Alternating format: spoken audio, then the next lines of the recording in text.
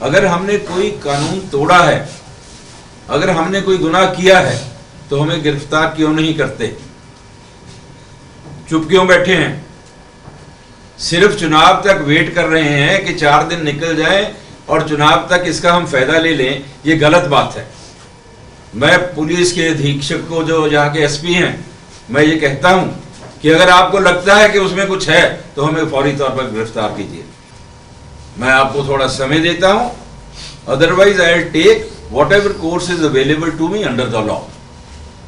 नमस्कार दोस्तों, अंबाला के चुनावी अपडेट में आपका स्वागत है। और इस वक्त की बड़ी और अहम खबर अंबाला के सियासत से जुड़ी हुई आ रही है। लगभग एक दिन पहले अंबाला की सियासत में बड़ा उथल पुथल देखने को मिली थी, जब भाजपा नेता संदीप सचदेवा ने हरियाणा जनचेतना पार्टी के सुप्रीमो और अध्यक्ष विनोद शर्मा पर FIR दर्ज करवाई थी। उस मामले में अब पहली बार पंडित विनोद शर्मा ने अपनी चुप्पी तोड़ी है और उन्होंने बीजेपी के नेताओं को निशाने पर लिया है। पंडित विनोद शर्मा ने इस मामले में पहली बार अपनी प्रतिक्रिया दी है और उन्होंने सीधे तौर पर कहा है कि अगर पुलिस ने ये FIR दर्ज की है और पुलिस को लगता है कि उनकी तरफ से कुछ गड़बड़ी की गई है, तो पुलिस उन्हें और उनकी धर्मपत्नी को गिरफ्तार क्यों नहीं करती। ये बड़ा सवाल पंडित विनोद शर्मा ने अंबाला की पुलिस प्रशासन से पूछा है कि अगर उन्होंने ये सत्यता के आधार पर FIR दर्ज की गई है तो उन्हें अभी तक गिरफ्तार क्यों नहीं किया गया। पंडित विनोद शर्मा ने यहाँ पर मांग की है कि अगर ये FIR सही है और वो दोषी हैं, अगर उनकी गलती है तो उन्हें तुरंत गिरफ्तार किया जाए। वहीं पंडित विनोद शर्मा ने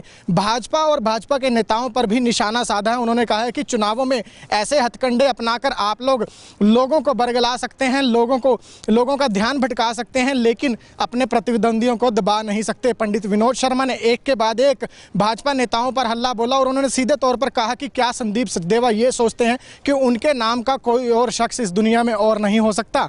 पंडित विनोद शर्मा ने यहाँ पर उस शख्स को भी मीडिया से के रूबरू करवाया जिन्होंने संदीप सचदेवा का नाम लेकर, या यूं कहें कि उस असली संदीप सचदेवा को भी मीडिया से रूबरू करवाया जिन्होंने उस दिन हरियाणा जनचेतना पार्टी का दामन भाजपा का साथ छोड़कर थामा था।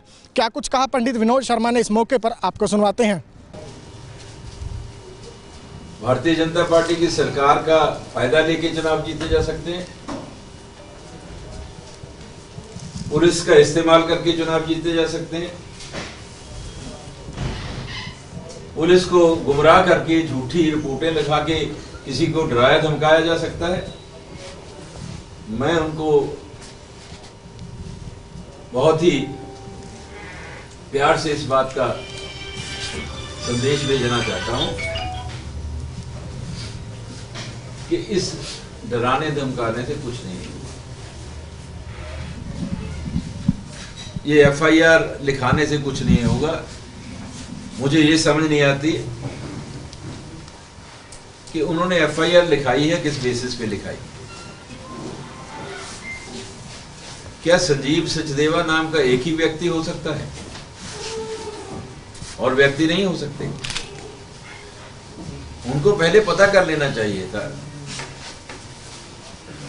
कि संजीव सचदेवा और उनका परिवार जिसने आके जनचेतना पार्टी को ज्वाइन किया है,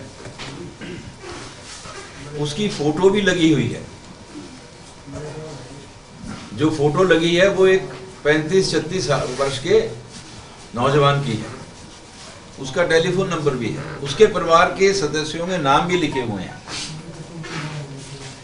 और उसने एफिडेविट भी दिया है। जहां तक मुझे पता चला है कि उसने रिटर्निंग ऑफिसर जो है इलेक्शन का, जो डिप्टी कमिश्नर है, उसको कंप्लेंट भी लिख के दी है कि ये मुझे धमका रहे हैं, और उसने एफिडेविट दिया है उनको कि मैं Sanjeev Sachdeva son of so and so, इतनी उम्र है, मैं बीजेपी का कार्यकर्ता था और मैंने अपनी मर्जी से अपने परिवार के साथ बीजेपी को छोड़कर जनचेतना पार्टी को ज्वाइन किया। इसमें क्या गुनाह किया है?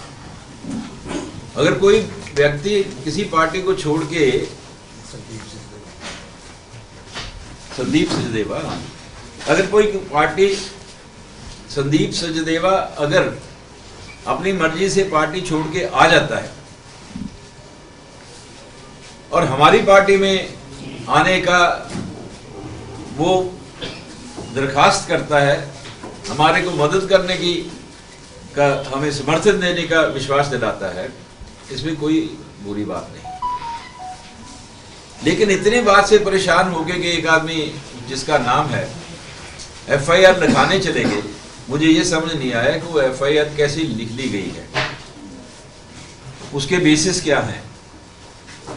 आफ्टर ऑल वो मेरे और मेरे पत्नी के खिलाफ उन्होंने FIR लिखी है। हमें बताएं तो सही, अगर हमने कोई कानून तोड़ा है, अगर हमने कोई गुनाह किया है, तो हमें गिरफ्तार क्यों नहीं करते?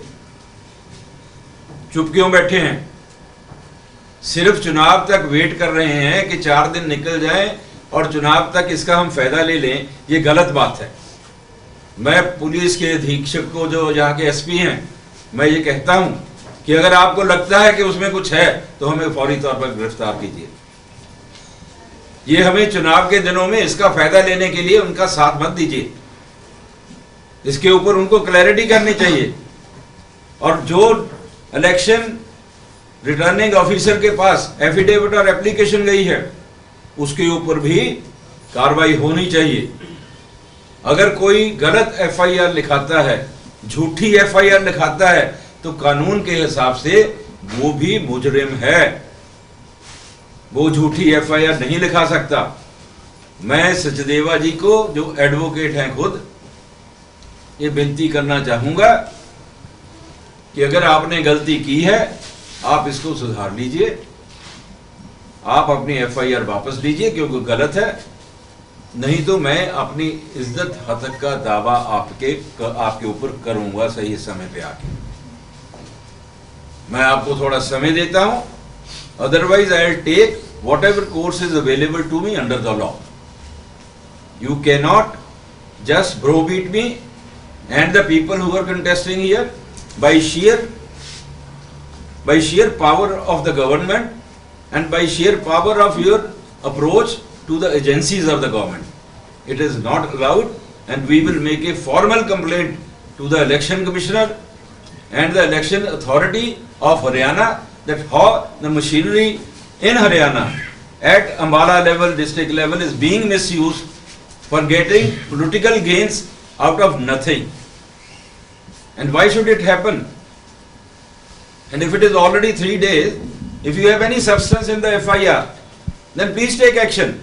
If you do not have any substance in the FIR, then you should come forward and clear it in front of the public, because this FIR has been lodged only with the sole purpose of tarnishing my image and to get support and to get benefit, political benefit for the BJP and for the candidates of the BJP and for the mayor candidate of BJP. I am accusing him that he has become a conduit to take undue advantage, political advantage at the behest of the BJP, and he has tried to mislead the people of Ambala. They will tell him, they will pay him, they will tell him what is the right, what is the truth and what is the falsehood.